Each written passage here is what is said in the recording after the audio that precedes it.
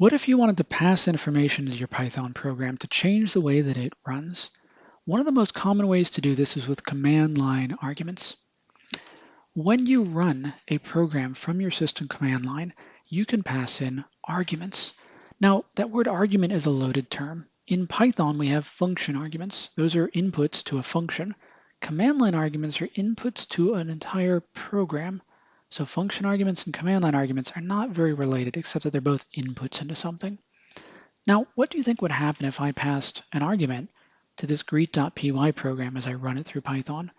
What's your guess that we'll see? Hello world, hello tray, maybe an error or something else. So when I run this, we see hello world, which is a little bit odd. Python's just ignoring whatever argument we pass to this program.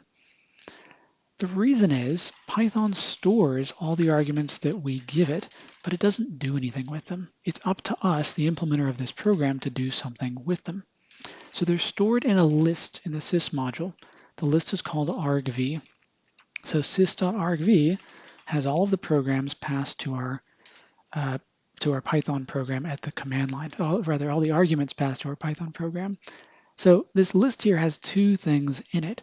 The first thing is always our program name, and then we've passed it another argument as well. So if we wanted to grab that argument after our program name, we could look at index 1. So I could print out hello here and index 1, assuming we get an argument passed in. Now, if I pass more than one argument, our program is currently just ignoring everything after that first argument. And if I pass in too few arguments, we get an error because we're indexing a list and that list doesn't have enough things in it. So processing sys.argv manually is only something that you should do for simple Python programs, programs that are usually just for you and don't need very much complex processing of the command line arguments. Let's take a look at another example.